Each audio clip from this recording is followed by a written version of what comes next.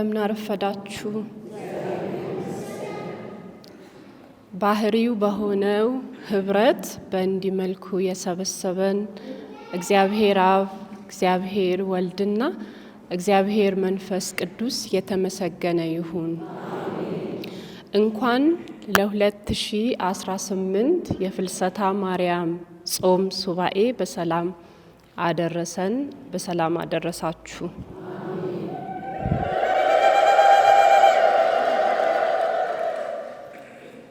የጌታ እናት ማርያምን ለማክበር እግዚአብሔር አብ ደግሞ በእሷ ሕይወት ውስጥ ያደረገውን መልካም ነገር በማሰብ ለማመስገን ስንሰበሰብ አንድ ቁም ነገር መርሳት የለብንም። የገዛ ራሳችን ጥሪ። ምክንያቱም ቅዱሳንን ስናከብር ቅዱሳን በራሳቸው እንድናከብራቸው አይደለም ታሪካቸውን ትተው የሚሄዱት። እኛም ለእንደዛ አይነት ጥሪ እንደተጠራን ለማመላከት ነው። ትልቁ የመጀመሪያው መልእክት ይሄ ነው። ስለዚህ ሁል ጊዜ በዚህ ሁኔታ ስንሰበሰብ የኔ ጥሪ በዚህ ቅዱስ ሕይወት አማካኝነት እግዚአብሔር ምንድነው ሊያስተላልፍልኝ የፈለገው? ለዚህ ከማርያም ሕይወት ምናልባት እኛ በግላችን እንድናስበው ያስፈልጋል ብዬ የገመትኩት እግዚአብሔርን የማመን ጥሪ የማርያም ጥሪ ነበረ። በእምነት አትታማም እሷ። የምስጋና ሕይወት ጥሪ ማርያም አመስጋኝ ነበረች። ስለዚህ ከሷ ሕይወት እኔ ምን አይነት አመስጋኝ ሰው ነኝ ብዬ እንድፈትሽ ነው የመጀመሪያው።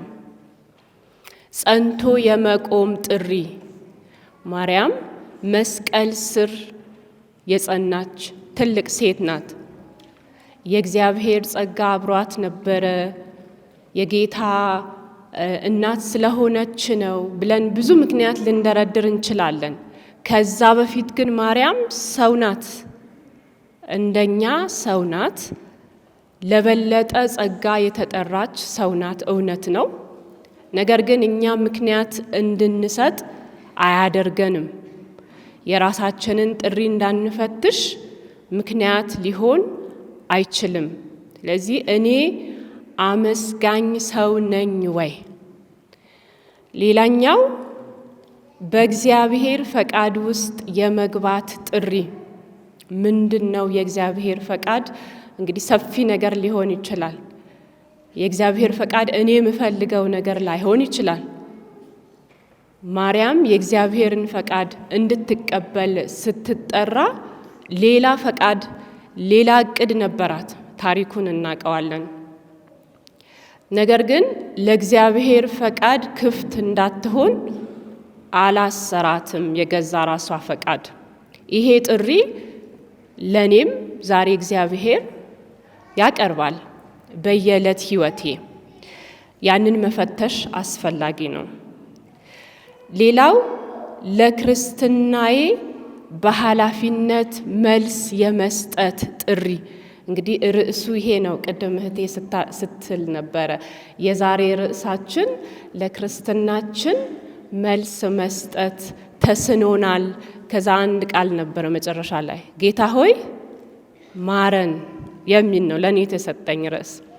ለክርስትናችን መልስ መስጠት ተስኖናልና ጌታ ሆይ ማረን የሚል ነበረ።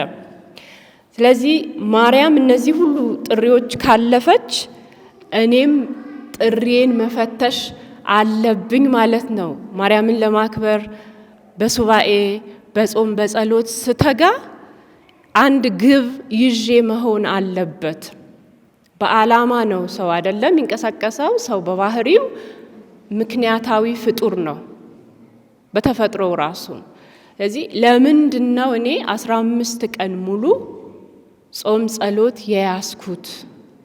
ምንድን ነው ከዚህ ከ15 ቀን በኋላ ምንም እንኳን የክርስቲያን ሕይወት በጾም እና በጸሎት ጊዜ በሱባኤ ጊዜ ብቻ የሆነ ባይሆንም መሆን ባይኖርበትም ግን በዋናነት ሆኖም ከሌሎች እንቅስቃሴዎቼ ምግባሮቼ ተገድቤ እዚህ ምውለው ለምንድን ነው?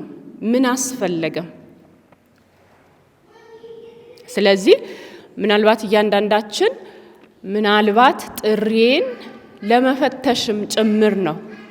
እንደገና የክርስትና ጥሪዬን ለመፈተሽ ነው። ምክንያቱም ለክርስትና ተጠርቻለሁ፣ ለሕይወት ተጠርቻለሁ፣ በተለያየ መንገድ ለትዳር ተጠርቻለሁ፣ ለምንኩስና ሕይወት ተጠርቻለሁ ልንል እንችላለን። እነዛ ውስጥ ራሱ ጥሪ አለ። ቅድም እንዳልነው የምስጋና ሕይወት ጥሪ አለ፣ የምህረት ጥሪ አለ፣ የመጽናት ጥሪ አለ፣ የፍቅር ጥሪ አለ። ስለዚህ በእያንዳንዱ ተጠራሁበት ባልኩት ሁኔታ ውስጥ በየቀኑ እግዚአብሔር የሚጠይቀኝን ነገር ማስተዋል መቻል እንደማለት ነው።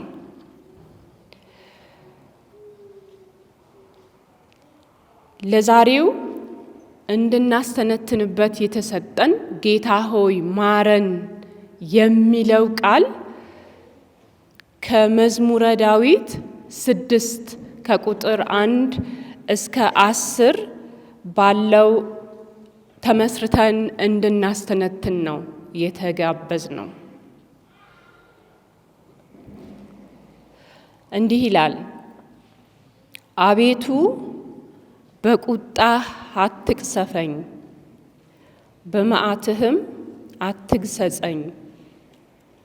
ዝያለሁና አቤቱ ማረኝ። አጥንቶቼ ታውከዋልና ፈውሰኝ። ነፍሴም እጅግ ታወከች። አንተም አቤቱ እስከ መቼ ድረስ ነው? አቤቱ ተመለስ፣ ነፍሴንም አጽናት። ስለ ቸርነትህም አድነኝ። በሞት የሚያስታውስህ የለምና በሲኦልም የሚያመሰግንህ ማን ነው? በመቃተቴ ደክሜያለሁ። ሌሊቱን ሁሉ አልጋዬን በእንባ አጥባለሁ፣ በእንባዬም መኝታዬን አርሳለሁ። ዓይኔ ከሐዘን እንባ የተነሳ ታወከች፣ ከጠላቶቼ ሁሉ የተነሳ ደከመች። አመፃን የምታደርጉ ሁሉ ከእኔ ራቁ። ጌታ የለቅሶዬን ቃል ሰምቷልና፣ ጌታ ልመናዬን ሰማኝ። ጌታ ጸሎቴን ተቀበለ።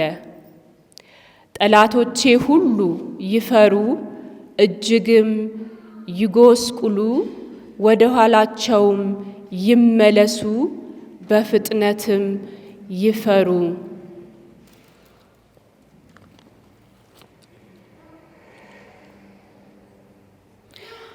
ርዕሰ ሊቃነ ጳጳሳት ቤኔዲክቱስ 16ኛ መዝሙረ ዳዊት 150 ምዕራፋት ያሉት መጽሐፍት በጌታችን በኢየሱስ ክርስቶስ ሙላት ያገኘው የሰው ልጅ የስቃይ ጩኸት የእግዚአብሔርን ምሕረት ሲገናኝ ፍንትው አድርገው የሚያሳዩ የመጽሐፍ ቅዱስ ክፍሎች ናቸው ይሉ ነበረ። በስቃይ የተሞላ የሰው ልጅ ጩኸት መለኮታዊ ምሕረትን ሲገናኝ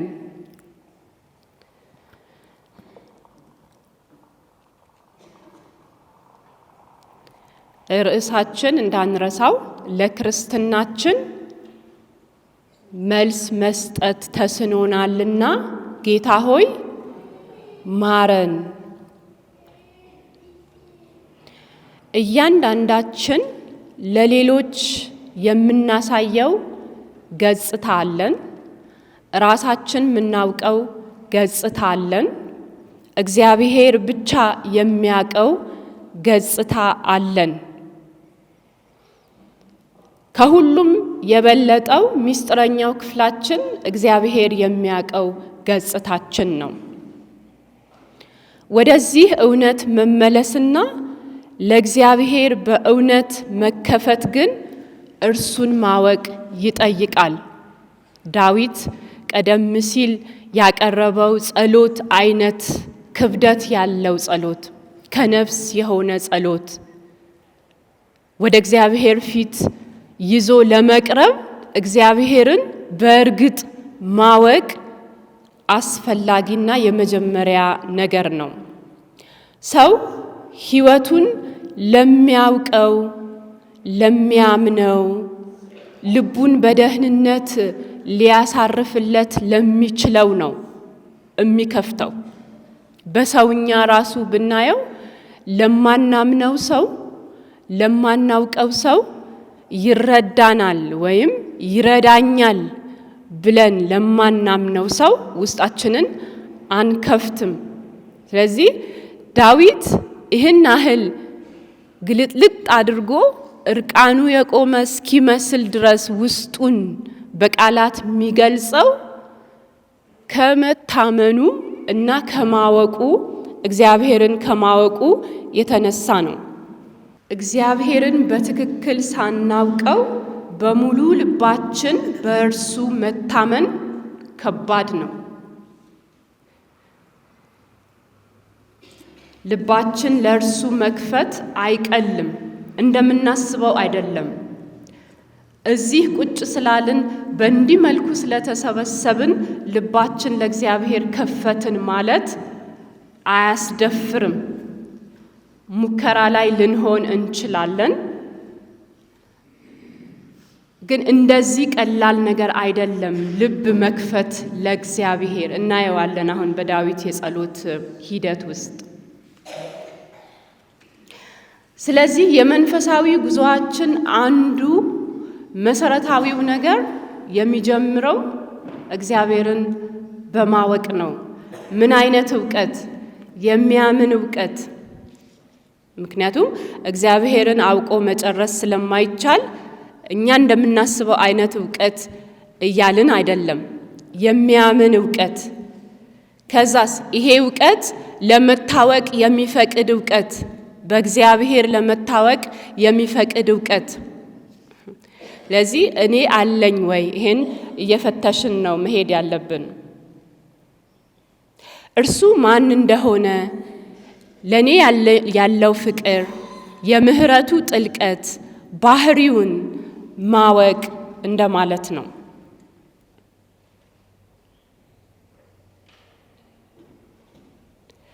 እርሱን ባወቅነው መጠን የበለጠ እንተማመነዋለን። ዳዊት ይሄንን ያደረገው በተማመነው መጠንም ልባችንን በነፃነት እንከፍትለታለን። ስለዚህ መጀመሪያ ማወቅ፣ መተማመን፣ ነፃ ሆኖ ልብን መክፈት። ደረጃው እንደዚህ ነው። እግዚአብሔር እንዲያውቀን መፍቀድ፣ እንዲያውቀን በምንፈቅደው ሂደት ውስጥ እንድናውቀው ይሆናል። እንዴት እናውቀዋለን? እግዚአብሔር እንደዚህ በምንሰባሰብበት ጊዜ፣ ለጸሎት ስንሰባሰብ በቃሉ አማካኝነት እንድናውቀው ያደርጋል። በሚስጥራት አማካኝነት እንድናውቀው ያደርጋል። በአንድ ወዳጃችን ፈገግታ እንድናውቀው ያደርጋል። እንባችን በሚያብሱ ሰዎች እንድናውቀው ያደርጋል። ሸክማችንን በሚሸከሙ ሰዎች እንድናውቀው ያደርጋል። ታማኝ በሆኑ ወዳጆቻችን እንድናውቀው ያደርጋል እግዚአብሔር። ስለዚህ ብዙ ነው እግዚአብሔርን ማወቂያ መንገድ። ቁልፉ ነገር ግን እኔ የእውነት እግዚአብሔርን ማወቅ እፈልጋለሁ። ምክንያቱም እግዚአብሔርን ማወቅ የራሱ የሚያስከትለው ኃላፊነት አለ። እንግዲህ እሱ ነው ቁልፉ ነገር። እግዚአብሔርን በጥልቀት ባወቅን መጠን ከኛ መለወጥ ያለበት ነገር ስላለ እግዚአብሔርን ማወቅ ቀላል ነገር አይደለም። ማወቅ መድፈር ራሱ ቀላል ነገር አይደለም። ለማወቅ መፈለግ ራሱ ቀላል ነገር አይደለም። ራሱ የቻለ ኃላፊነት ስለሚያስከትል ይህንን በዳዊት ሕይወት በግልጽ እናያለን። እንግዲህ ማወቅ መተማመንን እንደሚያመጣ፣ መተማመን ደግሞ በግልጽነት ልብን ለእግዚአብሔር ለመክፈት እንደሚያስችል ከዳዊት ሕይወት እንማራለን። ዳዊት በመዝሙር 6 የሚጮኸው ለማያውቀው አምላክ አይደለም። ለማያውቀው አምላክ አይደለም። ዳዊት እንዳላየ አይደለም በእግዚአብሔር ፊት የሚቀርበው። ከዚህ በፊት እንዳልተደረገለት አይደለም። ከዚህ በፊት ስለተደረገለት ነው አሁን ራሱን በሙላት ድክመቱን ሳያፍር በእግዚአብሔር ፊት ማቅረብ የደፈረው። እግዚአብሔርን ስላወቀው ነው ትናንትና። ስለዚህ ትናንትና እግዚአብሔርን ያወቀ ቢኖር በእኛ መሃል ዛሬ እንደማያውቀው አይኖርም፣ ነገም ደግሞ አይፈራም ማለት ነው። ለምን? ያወቀው ነገር ስላለ።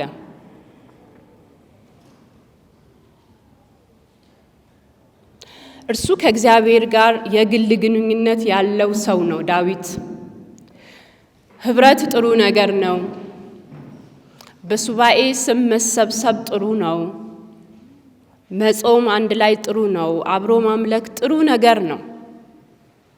እግዚአብሔርን ግን በገዛ ራስ ሕይወት ዕለት ዕለት ለማወቅ መጣር ራሱ የቻለ ሌላ ታሪክ ነው። ባይገርማችሁ እሱ ነው ኃላፊነት ያለበት። ለዚህ በግል ሕይወቴ እግዚአብሔርን በታሪኬ ውስጥ አውቄ ወደ ህብረት ስመጣ ይታያል ለውጡ አይደል? በግሉ እግዚአብሔርን አውቆ ቢያንስ እግዚአብሔርን በማወቅ ሂደት ውስጥ ያለ ሰው ወደ ህብረት ሲመጣ የሚያመጣው ለውጥ አለ። ከልማድ ያለፈ ለውጥ አለ።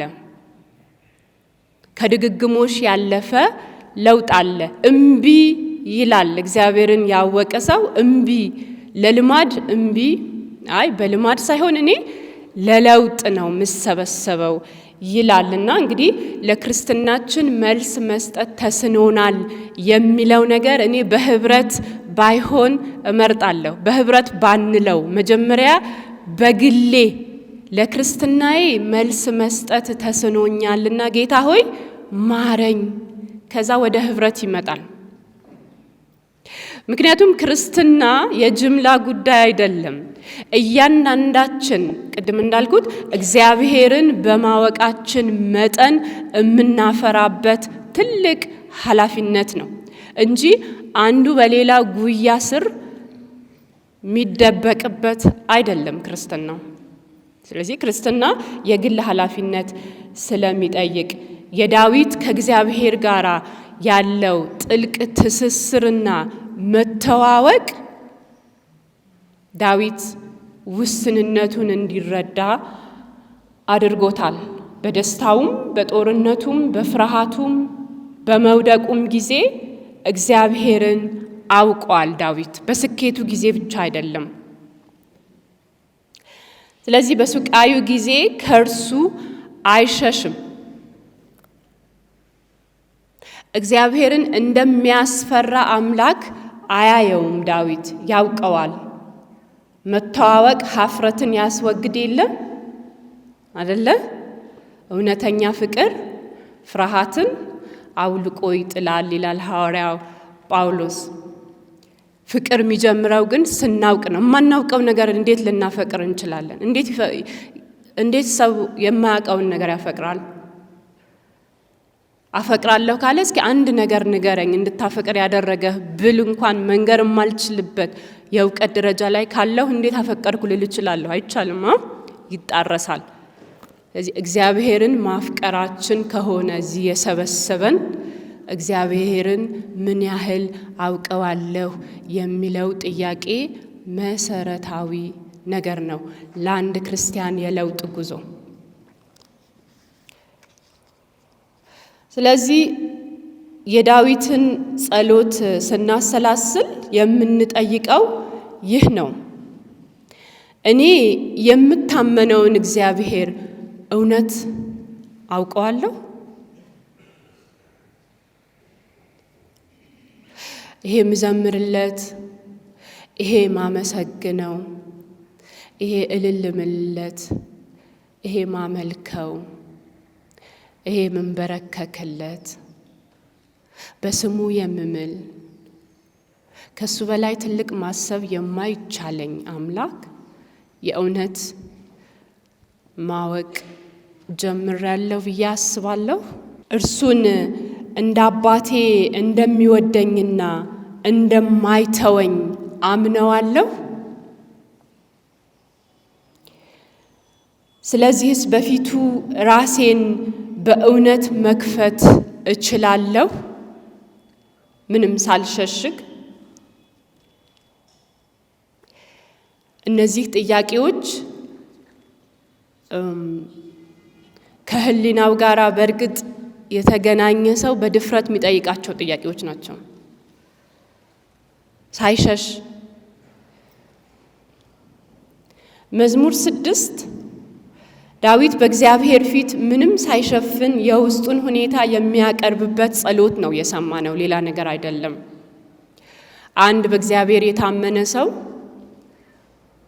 የሆነውን ሁኔታ በቃላት ሲገለጽ ነው የሰማነው። እርሱ ድካሙን የሰማነው ዳዊት ድካሙን ሲገልጽ፣ ፍርሃቱን ሲያስተውል፣ እንባውንና ህመሙን ለአምላኩ ሲተነፍስ በቃላት ያንን ነው የሰማነው ባጭሩ። ምናልባት እኛም እያለፍንበት ያለ ነገር ሊሆን ይችላል፣ እያንዳንዳችን በአንድም በሌላም። እኛም በዚህ መዝሙር ውስጥ የራሳችንን የእምነት ድምፅ መፈለግ አለብን። በዳዊት የስቃይ ጩኸት የእምነት ድምፅ መፈለግ መቻል አለብን። አንድ ነገር በሐቀኝነት እንደዚህ ብለን እንጠይቅ፣ ያግዘናል ለጸሎት። እግዚአብሔር ዛሬ ከዛሬም አሁን ወደ ልቤ ቢመለከት ምን ያያል ቀድሞ? አሁን እዚህ ጋር አሁን ቃሉን እየሰማሁ አሁን በቤቱ ሆኜ አሁን በፊቱ ሆኜ ድንገት ልቤን ከፍቶ ቢገባ ምን ያያል ቀድሞ? አንድ ነገር ይሄ ነው ብዬ መንገር ካልቻልኩኝ ጊዜ ያስፈልገኛል ማለት ነው። ስለዚህ ይሄ ነው ሊያይ የሚችለው እግዚአብሔር። አሁን ልቤ ቢከፈት ይሄ ነው ብዬ በቃላት መጥራት ካልቻልኩኝ ጊዜ ያስፈልገኛል ማለት ነው። መዝሙር 6 ከቁጥር 1-3 ድረስ ዳዊት ድክመቱን ነው የሚገነዘበው፣ ደካማነቱን ነው የሚገነዘበው። እንደዚህ ይላል፣ አጥንቶቼ ተንቀጠቀጡ፣ ነፍሴም ታወከች።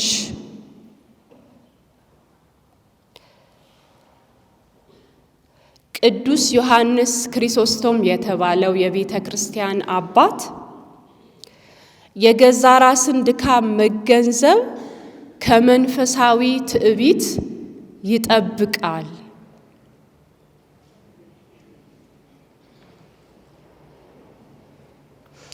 አሁን ያለሁበትን ሁኔታ መገንዘብ በእግዚአብሔር ፊት ከመንፈሳዊ ትዕቢት ይጠብቀኛል። ትምክት አይኖርበትም ጸሎቴ።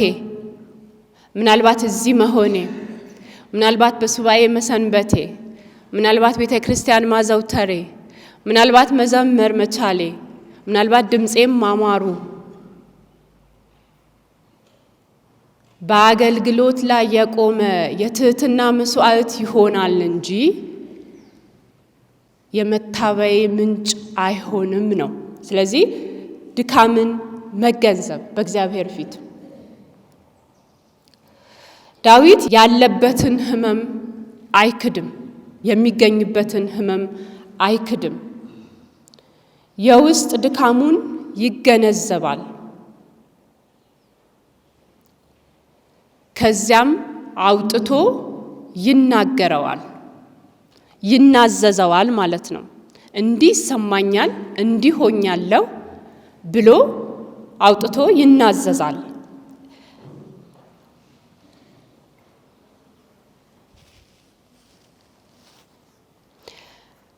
ከራሳችን ለመሸሽ ስንሞክር ፈውስ አይመጣም። ከገዛ ራሳችን ቁስል ለመሸሽ ስንሞክር ፈውስ አይመጣም። ፈውስ የሚጀምረው ቁስላችንን በእግዚአብሔር ፊት ማቅረብ ስንጀምር ነው። ለክርስትናዬ በኃላፊነት መልስ መስጠት አቅቶኛል፣ ስለዚህ ፈውሰኝ ብዬ ስል ለክርስትናዬ መልስ እንዳልሰጥ የሚያደርጉኝ ነገሮችን ለይቶ ማወቁ የኔ ኃላፊነት ነው። የእግዚአብሔር ኃላፊነት አለ፣ የኔ ኃላፊነት አለ። የአብሮነት ነገር ነው እንግዲህ። ስለዚህ ምንድነው ቁስሌ? ምንድነው በእግዚአብሔር ፊት ላቀርበው የምፈልገው ቁም ነገር? አሁን ዛሬ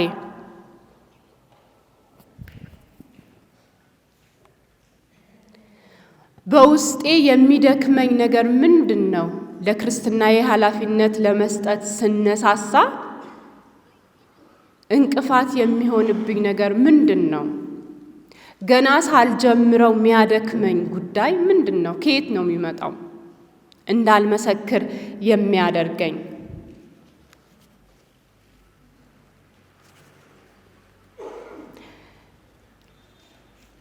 አጥብቄ የያዝኩት ወደ አምላክ ያላመጣሁት ነገር፣ አለቅ ያልኩት ነገር፣ እንዲፈወስ ያልፈቀድኩት ነገር በውስጤ ምንድን ነው?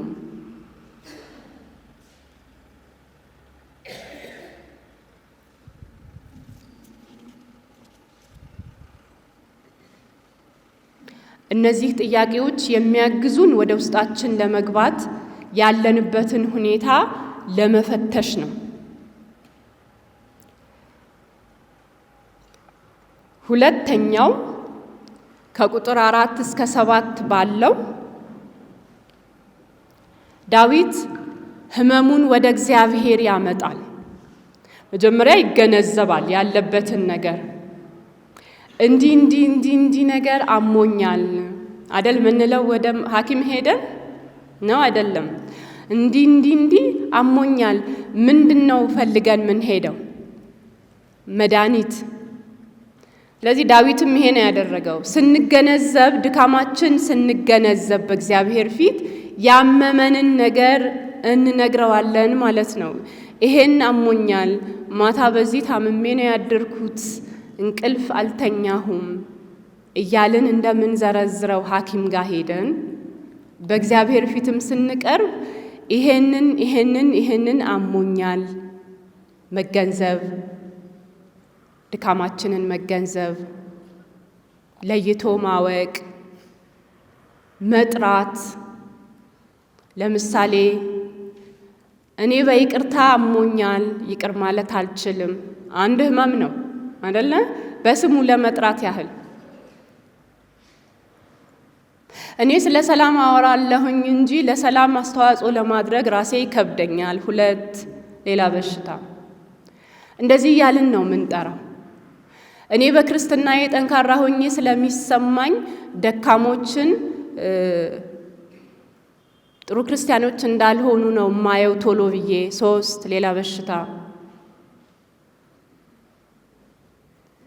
በጣም ክርስቲያን እመስላለሁኝ፣ አኗኗሪና ክርስትናዬ ይጋጭብኛል። 4 ሌላ በሽታ። ስለዚህ እንደዚህ ነው ለእግዚአብሔር ምንነግረው ሕመማችንን። መፈወስ ከፈለግን፣ ከልብ የሆነ ፈውስ ከፈለግን፣ በእግዚአብሔር የምህረት ፈውስ መታየትና መታከም ከፈለግን መንገር መቻል አለብን ይባል የለ እንዴ? በሀገራችን ራሱ አባባል አለ አይደል እንዴ?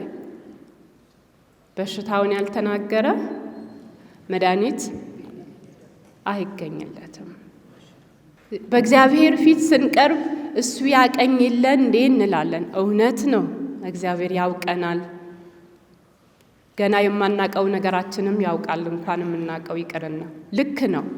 ግን ምን አለ በቃሉ? ፈልጉ ታገኛላችሁ፣ ጠይቁ ይሰጣችኋል፣ በርም አንኳኩ ይከፈትላችኋል። ስለዚህ ከኛ የሆነ ወደሱ መሄድ ነገር አለ ማለት ነው። ይሄ በቀላሉ ህመማችንን ለይተን ካላወቅን፣ የሚያሳምመንን ነገር ለይተን ካላወቅን መፈወሳችን ሊረፍድ ይችላል ነው።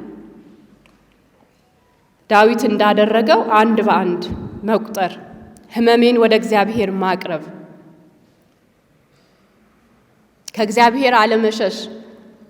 ብዙ ጊዜ እኛ እንዳውም የመንፈስ ህመም ስብራት ሲገጥመን እንዴት አድርገን ወደ እግዚአብሔር መሄደው ብለን ምን ማለት ነው ታዲያ? ወዴት እንሄዳለን? ከሱ ወዴት ይኬዳል? ወዴት ተኪዶ ነው የመንፈስ ስብራት የሚጠገነው? ሌላ አለ የምታውቁት? አለ? ሌላ የለም። ለክርስቲያን ሌላ የለም። ስለ እግዚአብሔር ካወራን ሌላ የለም። ስለ ሌላው የምናወራ ከሆነ እኔም አላቅም። ስለዚህ በወደቅን ቁጥር ለመነሳት ወደ እግዚአብሔር ነው መምጣት ያለብን እንጂ ስንነሳ አይደለም ወደ እግዚአብሔር መምጣት ያለብን። ምክንያቱም ተነስተን አናቅም ያለ እርሱ። የእውነት መነሳት ከሱ ጋር ነው መነሳት። የእውነት መቆም ክርስቲያን የሚችለው እግዚአብሔር ሲያቆመው ነው። የሚበጀው ማወቅ፣ ያለሁበትን ሁኔታ ማወቅ፣ ውስጣዊ ሁኔታዬን ማወቅ፣ ከዛ ደግሞ መምጣት ወደሱ። ህመማችንን ይዘን መምጣት፣ እንባችንን ወደ ጸሎት መቀየር።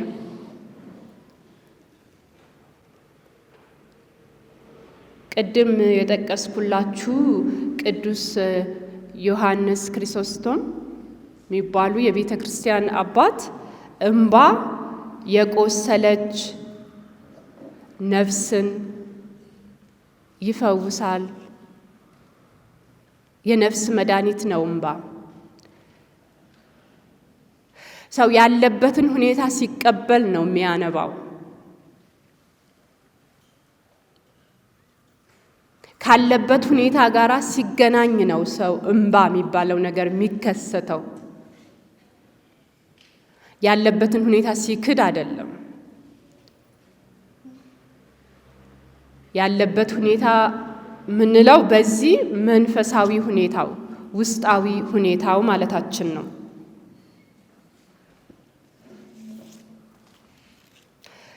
ለዚህ እውነተኛ ጸሎት ሁል ጊዜ በብርቱ ቃል የሚቀርብ ጀግንነት አይደለም በእግዚአብሔር ፊት። እኛ በጸሎታችን እግዚአብሔርን ለማስደመም መሞከር የለብንም። ምንም አይገረምም እግዚአብሔር በእኛ የጸሎት ችሎታ። ባይሆን እግዚአብሔር የሚገረመው መቼ ነው? ቅድም ዳዊት እንዳደረገው እኔ እንዲህ ነኝ፣ እንዲህ ሆኛለሁ፣ እንዲህ ተሰብሬያለሁ፣ እንዲህ ቆስያለሁ፣ እንዲህ ስቼ ነበር፣ ይሄን ተለማምጄ ነበር፣ የማይሆን ነገር ነካክቼ ነበረ፣ በማይሆን መንገድ ሄጄ ነበር። ይሄ ነው እግዚአብሔርን ሲገርም የሚያስብል ድንቅ የሰው ጸሎት እንጂ በጣም ቆንጆ በሆነ አማርኛ እግዚአብሔርን ማስገረም የሚችል ከሰው ልብ ሊፈልቅ የሚችል ውስንነቱን ከማወቅ የበለጠ ቋንቋ የለም በእግዚአብሔር ፊት። በመሰረቱ እንደምናውቀው የእግዚአብሔርም ቃል ቢሆን የሰው ልጆችን ለማስገረም አይደለም የተጻፈው፣ እኛንም ለማስደነቅ አይደለም የተጻፈው፣ ለለውጥ ነው የተጻፈው። ስለዚህ ጸሎት ሁል ጊዜ በጥሩ ቃላት አይገለጽም ብለናል። አንዳንዴ ጸሎት በእንባም ይገለጻል፣ በዝምታም ይገለጻል። መጸለይ አቅቷችሁ ታውቃላችሁ? በእግዚአብሔር ፊት እሱ እውነተኛ ጸሎት ነው። መናገር አቅቷችሁ ታውቃላችሁ? በእግዚአብሔር ፊት እሱ ትክክለኛ ጸሎት ነው። ልባችሁ ከአምላካችሁ ጋር ሲገናኝ ነው ቃላት ቦታውን የሚለቀው። የቃላት ብዛት አይደለም ጸሎት ለማለት ያህል ነው። ጸሎት በዝምታ ይቀርባል። ጸሎት በእንባ ይቀርባል። የዝምታ ጩኸት እውነተኛ ጸሎት ነው። እኛ ዝም ስንል እግዚአብሔር ለልባችን ስለሚናገር እንደማለት ነው።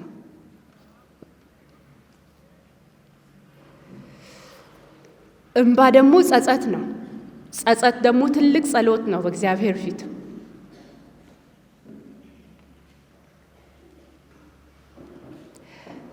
ጸጸት ለእግዚአብሔር የምህረት ባህሪ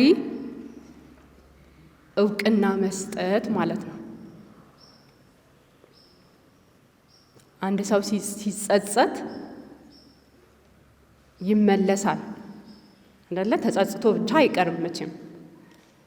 ሲመለስ በእግዚአብሔር ምህረት ታምኖ ነው የሚመለሰው።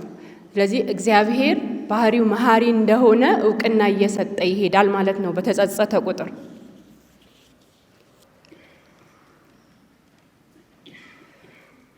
ሶስተኛው የመዝሙር 6 ማዕከላዊ ቃል በምህረትህ ማረኝ። ዳዊት ያለበትን ሁኔታ አወቀ፣ ወደ እግዚአብሔር አቀረበው። ከዛ ደግሞ ፈውስ ፈለገ። ማረኝ አቤቱ ፈውሰኝ። ልክ እኛም እንዳልነው ለክርስትናዬ መልስ መስጠት ተስኖኛልና ፈውሰኝ፣ ማረኝ። ጥሩ አጋጣሚ ነው አብሮ መጸለይ ከዳዊት ጋር። ማረኝ፣ እንዲሁኛለሁ፣ ማረኝ። ራሴን ስመረምር ቅድም እንዳልኩት ይህንን ሕመም አግኝቻለሁና ፈውሴ ያለው በምህረትህ ውስጥ ነው። የፈውሴ መድኃኒት የተጠቀለለው በምህረትህ ካባ ውስጥ ነው ማለት ለእግዚአብሔር መናዘዝ ያስፈልጋል። በቃላት መድገም ያስፈልጋል። እሱን ነገር ማረኝ።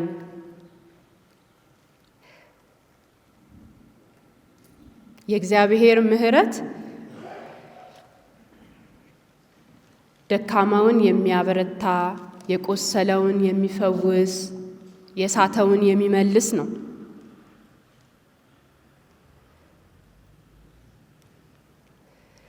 ስለዚህ አንድ ጊዜ ወደ ኋላ ተመልሰን እንየው። ዳዊት ምን አደረገ? ያለበትን ሁኔታ አወቀ፣ ተገነዘበ፣ አመነ። እኔ አሁን ያለሁበት ሁኔታ ይህን ይመስላል፣ ተቀብያለሁ፣ የኔ ነው፣ የጎረቤቴ ታሪክ አይደለም፣ አጠገቤ የተቀመጠው ሰው ታሪክ አይደለም፣ ይሄ ቁስል የኔ ነው አለ።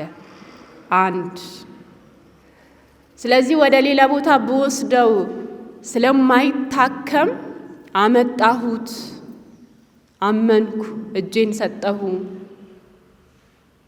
ወይ ደግሞ ትናንት ባደረግከው ነገር ተመክሮ ስላለኝ ዛሬም መልሼ ይህን ወደ አንተ አመጣሁ።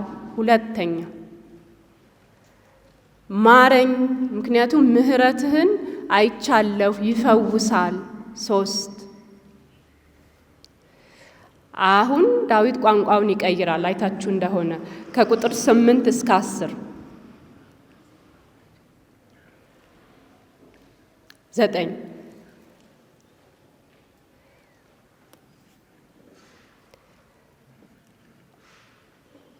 ከጩኸት ወደ እምነት።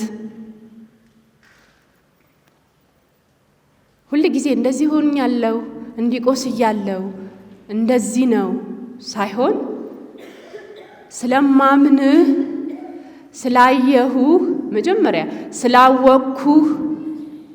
ስላወቅኩ ማድረግ ስለምትችል ነው ምነግርህ። በግምት አይደለም፣ በምናልባት አይደለም፣ በተስፋም አይደለም። ስለሆነልኝ በእጆቼ ስለዳሰስኩ በሕይወቴ ስለተለማመድኩት ምሕረትህ ነው ምነግርህ፣ እርቃኔ የምቆመው እማሳይህ። ለዛ ነው። ስለዚህ ይቀየራል ማለት ነው። ቋንቋው ወደ እምነት ይቀየራል። ስለማምንህ ነው። በመጀመሪያ ስማኝ ነበረ እግዚአብሔርን። በጣም ትክክለኛ ነገር ነው። በእግዚአብሔር ፊት ምንም ቋንቋ ሳንመርጥ የሚሰማንን የመንገር የልጅነት መብት ሰጥቶናል። እግዚአብሔር የተመሰገነ ይሁን።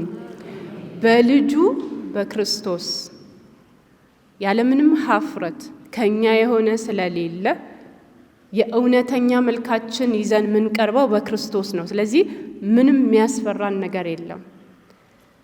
ያ ምንፈራው ኃጢአታችን ራሱ በእግዚአብሔር ምሕረት የሚያፍርበት የልጅነት መብት ነው የተሰጠን።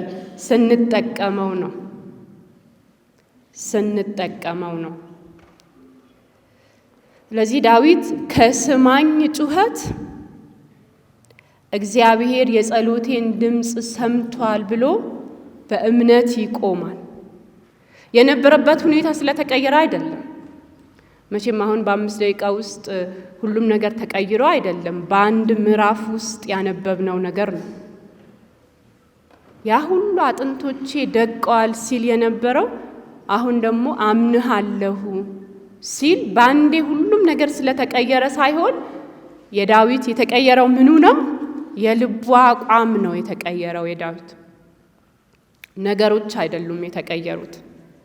ምን አደረገ? በኃጢአቱ ሸክም ላይ የእግዚአብሔርን ምሕረት ታላቅነት አወጀ። አዋጅ አለው ለኃጢአቱ። የእግዚአብሔር ምሕረት ትልቅ ነው።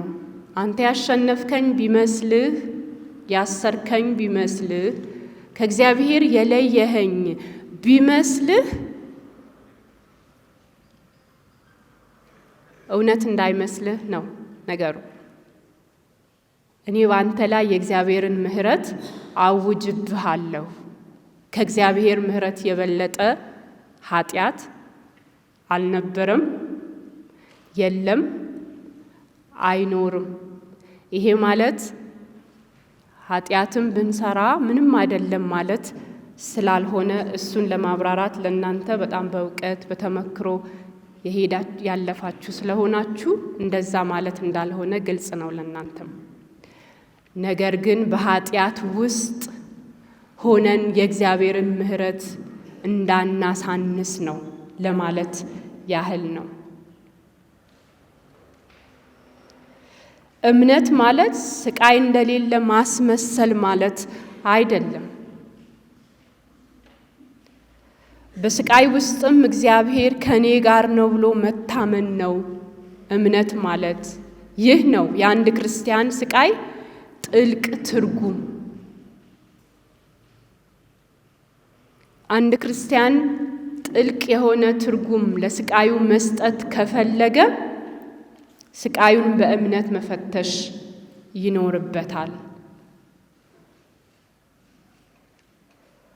ምክንያቱም ማንም በክርስትና ሕይወት ያለ መስቀል ቀላል ሕይወት ቃል የገባልን የለም።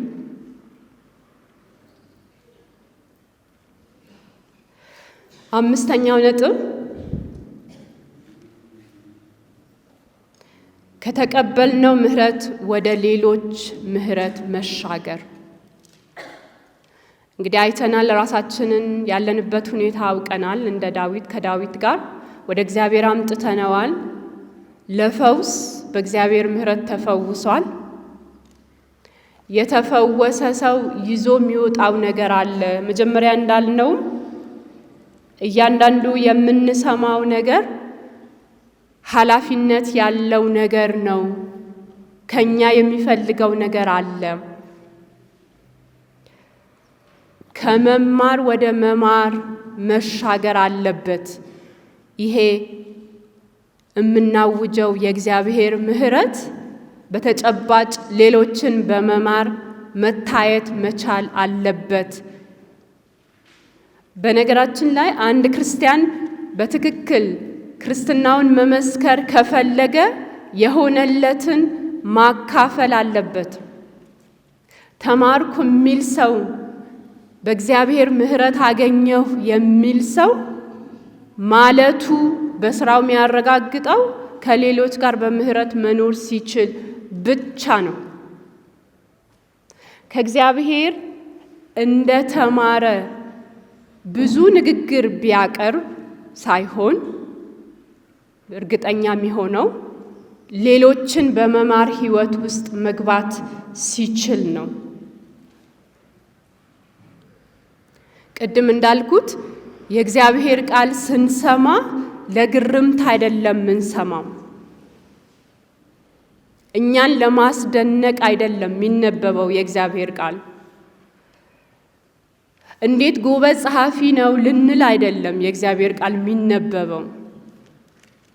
የእግዚአብሔር ቃል ሰሚውን ለመለወጥ ነው ያለው። ይሄ ነው አጀንዳው። ሰሚው ከመስማቱ በፊት የነበረበትን ሕይወት ቃኝቶ ተለውጦ እንዲሄድ እንጂ ለጆሮ ጣዕም ወይ ደግሞ የሆነ እንደ አሳከከን ነገር ስናከው እንደሚጥመን ትክክል ተብሏል፣ እንዴት የሚገርም ቃል ነው፣ እንዴት ጥሩ አስተንትኖ ነው ብለን እዛው እንድንቀር አይደለም፣ እንዲወርድ ነው፣ እኛን እንዲሰራን ነው የእግዚአብሔር ቃል ያለው። የእግዚአብሔር ቃል ለሕይወት ነው ያለው። ከሕይወትም ሕይወት ለመስጠት ነው ያለው። አጥንቶቼ ደቀቁ እንዲገጣጠሙ ነው ያለው የእግዚአብሔር ቃል። የቅድሙ ጥያቄ እዚህ ነው መምጣት ያለበት። ለክርስትናዬ መልስ መስጠት ተስኖኛልና ጌታ ሆይ ማረኝ። ምንድን ነው እግዚአብሔር ከሰጠኝ ነገር መልስ እንዳልሰጥ የሚከለክለኝ ምንድን ነው? ጥሩ ጥያቄ ነው። እንደ ዕድል ሆኖ ወይ እንደ አለመታደል ሆኖ እንደ ሰው እርስ በርሱ በሚጣረስ ነገር ውስጥ ነው የምንኖረው። እርስ በርሱ በሚጣረስ ነገር ውስጥ ለምሳሌ ሰላም ከልባችን የምንመኝ ነን። ሰላም ያለ ምሕረት እንደማይመጣ ግን እናውቃለን። 1000 ዓመት ስለ ሰላም ብንጸልይ፣ 1000 ዓመት ስለ ሰላም ብናወራ ምሕረትን እስካልተለማመድን ድረስ በናፍቆት እንኖራለን እንጂ የምንመኘው ሰላም አይሰፍንም። ሐቁን መናገር ጥሩ ነው አይደል? ይሄ የእግዚአብሔር ቃል እውነት ነው። የፈለገ ብንንበረከክ፣ ምክንያቱም በእግዚአብሔር ፊት ምሕረት ትልቅ ዋጋ አለው። መማማር ትልቅ ዋጋ አለው። ይቅር መባባል ትልቅ ዋጋ አለው። ከምንም በላይ ከሚቃጠል መስዋዕት በላይ ይላል የእግዚአብሔር ቃል። ከሚቃጠል መስዋዕት በላይ እግዚአብሔር ምን ይወዳል? ምሕረት ይወዳል። ከባድ ነገር ነው ምሕረት። ምሕረት ከራስ መቁረስን ይጠይቃል። ምሕረት እኔ የሚለው ይሄ ትልቁ አስተሳሰብ ትንሽ ዝም በል አንተ ብቻ አይደለህም ያለኸው ማለት ቀላል ነገር አይደለም። ቀላልም ትግል አይደለም ለኛም እንደ ሰው እውነት ለመናገር ቀላልም ትግል አይደለም። ምህረት ከራስ መውጣት ይጠይቃል። ምህረት የቃል ጉዳይ አይደለም። ለዛ ነው የምንገኝበት ሁኔታ ውስጥ የምንገኘው። ምንም ተአምር አይደለም። እኔ የሚለው ነገር ነው ሚጎዳን ያለ። እኔ እሻላለሁ፣ እኔ ነኝ የተጎዳሁት እንጂ እኔ አልጎዳሁም አይባልም። ሰው አብሮ ሲኖር ይጎዳዳል። ስለዚህ ምህረት ነው ቁልፉ የሰላም። ቅድም ስለ ሰላም የሚጸልይ ሰው የምህረት አቅሜ ምን ይመስላል ብሎ ቢመዝን የሚስማማ መልስ ያገኛል ብዬ አስባለሁ። የምህረት አቅሜ የሰላም ፍላጎቴን ይለካል። የመማር አቅሜ ለሰላም ያለኝ ጥማት ይለካል። እውነት ነው ወይስ ፍላጎት ነው? መፈለግ ይቻላል፣ መብታችን ነው አይደል? ምንም ነገር መፈለግ እንችላለን። የፈለግነውን ለማግኘት ግን ዋጋ መክፈል ግድ ይላል። ይሄ አካሄዱ ነው። ስለዚህ ሰላም ለማግኘት መመኘት እንችላለን፣ እየተመኘንም ነው እስካሁንም ድረስ ያለ ነው። ለሰላም ዋጋ መክፈል ግን ከመመኘት በላይ ነው።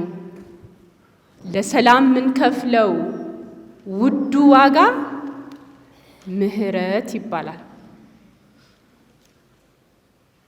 ምህረት ነው ምንከፍለው ለሰላም፣ ለእውነተኛ ሰላም ከልብ የሆነ ምህረት ነው ክፍያው።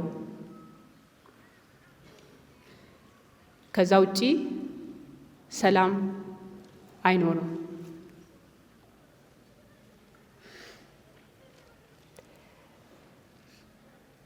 የሚጣረሱ ነገሮችን የሚያስማማ የእግዚአብሔር ምህረት ነው።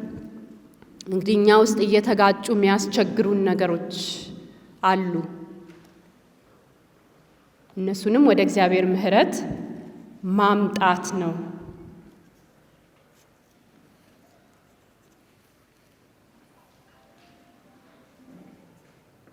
ምህረት የግንኙነቶች ሁሉ መሰረት ነው። ግንኙነት የሚቀጥለው በምህረት ነው።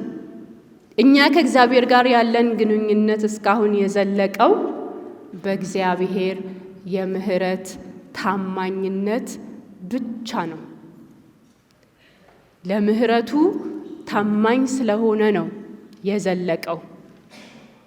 እኛ ክርስቲያን ነን ማለት የቻልነው ዛሬ በእንዲህ መልኩ የተሰበሰብነው የእግዚአብሔር የምህረት ታማኝነት ይዞን ነው። ስለዚህ ያለ ምህረት ቅድም እንዳልኩት ያለ ይቅርታ ሰላም የለም። ሰላም ነው ግንኙነቶችን የሚያስቀጥለው። በቤተሰብ ውስጥ ሊሆን ይችላል፣ በአካባቢ፣ በሀገር የእርስ በርስ ግንኙነት የሚቀጥለው በምህረት ነው አይደለ እንዴ? አንዱ ሌላውን ይቅር ባይል አሁን ወደ ኋላ ተመልሳችሁ ያላችሁን ግንኙነት ብታዩ እዚህ ይዘልቃል? አንዳንዶቹ አልተዋቿቸውም ምህረት በማጣት የተነሳ የተተዉ የተቋረጡ የሉም፣ ይኖራሉ። ያችሁ ምህረት የግንኙነት ማስቀጠያ ነው፣ ሰንሰለት ነው። ሰላምም እንደዛው ማለት ነው። እኛ እንደ ሰው ከእግዚአብሔር ጋር ያለን ግንኙነት የሚቀጥለው እግዚአብሔር በምህረቱ ታማኝ ስለሆነ ነው።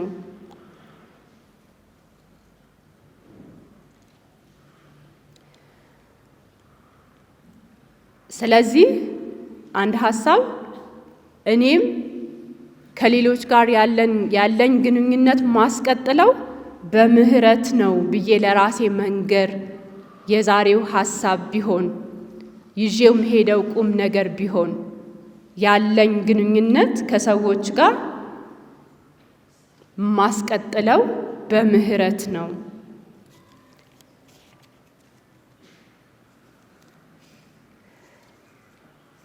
ስለ ምህረት ከተነሳ እመቤታችን ቅድስት ድንግል ማርያምን አለማንሳት አይቻልም። ምክንያቱም እመቤታችን ቅድስት ድንግል ማርያም የተረፈ እስራኤላውያን ወገን ነበረች። ተረፈ እስራኤላውያን አናዊን ብለን የምንጠራቸው ከግብፅ አገር ከወጡ ሕዝቦች መካከል የተረፉት ጥቂት ሕዝቦች፣ ወደ ተስፋይቱ ምድር ከዘለቁ ጥቂት ሕዝቦች የእግዚአብሔር ምሕረት እንደ እርሾ ሆኖ ያበዛቸው ጥቂት ሕዝቦች መካከል ነው የመጣችው። ከሐናና ከያቄም በማርያም ወላጆች ቤት ውስጥ የምህረት እርሾ ጠፍቶ አያቅም የሚል መንፈሳዊ ጽሑፍ አለ። ከማርያም ወላጆች ቤት የምህረት እርሾ ጠፍቶ አያቅም። ምክንያቱም ያ ጥቂት ሕዝብ የበዛው በእግዚአብሔር የምህረት ታማኝነት እንደሆነ ማርያም ታውቃለች። ለዚህም ነው በመዝሙሯ ምን ትላለች? እግዚአብሔር ምህረቱ ከትውልድ እስከ ትውልድ ነው፣ ካየችው ከተለማመደችው ነው የምትናገረው ማርያም። ለዚህ ሕዝብ የእግዚአብሔር ምህረት እንደ ሕይወት ነበር። በዛ ጽሑፍ ላይ ምን ይላል? ይሄ ሕዝብ ይሄ ተረፈ እስራኤል የሚባለው ጥቂቱ ሕዝብ ከዛ ለምድር ሁሉ በረከት ሆኗል ተብሎ የሚነገርለት ሕዝብ ከዛም ጌታችን መድኃኒታችን ኢየሱስ ክርስቶስ የመጣበት ጥቂት ሕዝብ ጸንቶ የቆመውና የበዛው ከእግዚአብሔር ውጪ ከምሕረቱ ውጪ ሌላ ታሪክ እንደሌለው የተገነዘበ ታማኝ ሕዝብ ነበረ። ብዙ የማይናገር ሕዝብ ነው። መጽሐፍ ቅዱስ ውስጥ ብዙ አናያቸውም፣ ግን ብዙ እምነት የኖረ ሕዝብ ነው። እንደው አንዳንድ ጊዜ መናገር ይሆን እንደ እምነት የሚያቀጨው?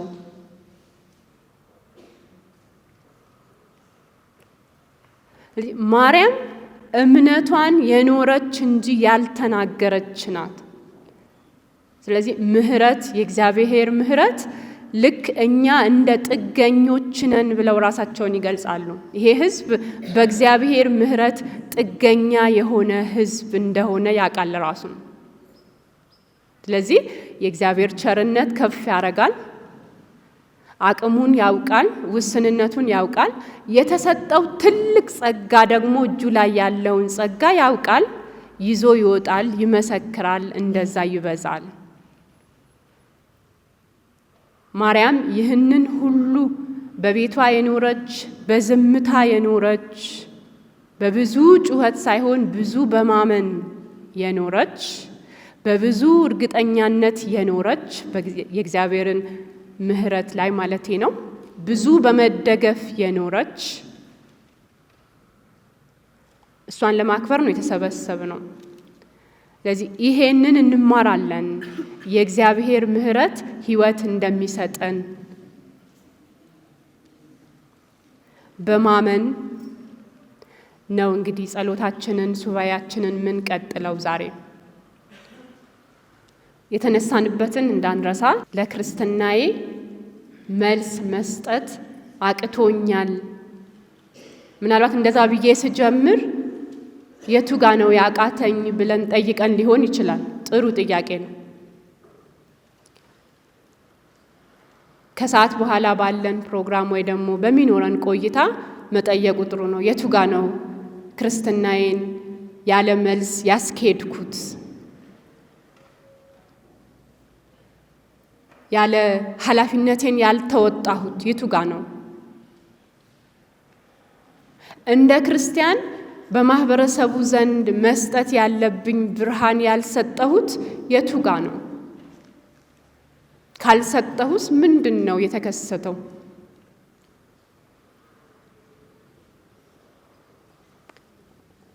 ከዛ የመጨረሻው ጥያቄ ምናልባት እነዚህ ጥያቄዎች ተዋለሁኝ ቢቻል ዛሬ በውስጤ ያለው እውነተኛ ሁኔታ ምንድነው?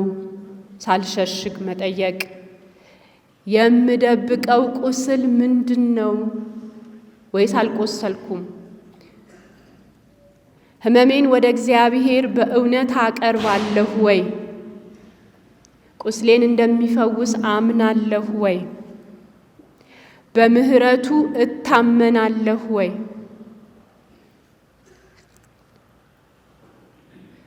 መጨረሻና በጣም ወሳኙ ጥያቄ ከእርሱ የተቀበልኩትን ምህረት ወደ ማን ነው ማድረስ ምፈልገው? ዛሬ ማንን ነው መማር ምፈልገው? ማን ነው በእኔ ያዘነው? ማን ነውም ደግሞ ያሳዘነኝ?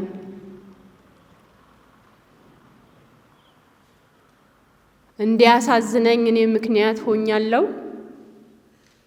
ትልቁ ጥያቄ ነው። መጨረሻም ድካሜን አስተዋልኩ፣ ቁስሌን ተቀበልኩ፣ ወደ እግዚአብሔር ጮኽኩ፣ ምህረቱን ለመንኩ፣ በእርሱ ታመንኩ፣ ወደ እርሱ ተመለስኩ፣ እኔም የምህረት ሰው ሆንኩኝ። ለክርስትናዬ መልስ ሰጥ ማለት ነው።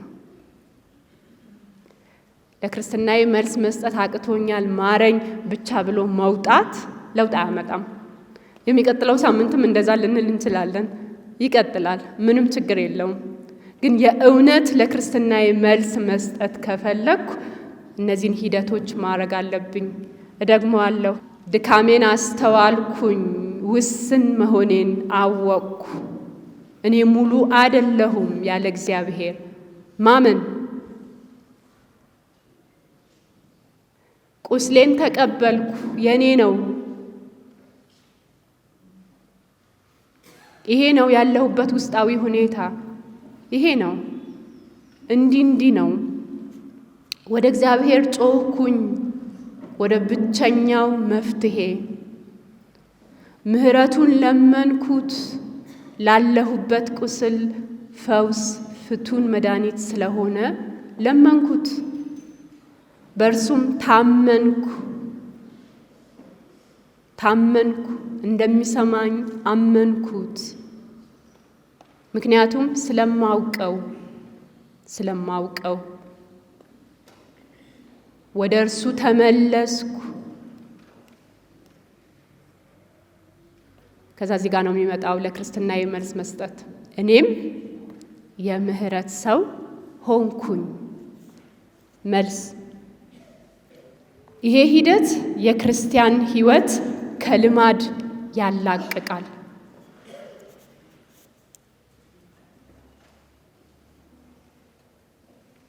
ጌታ ሆይ ድካሜን እንዳልደብቅ፣ ህመሜን ወደ አንተ እንዳመጣ፣ በምህረትህ እንድታመን፣ ከአንተም የተቀበልኩትን ምህረት ለሌሎች እንዳካፍል እርዳኝ።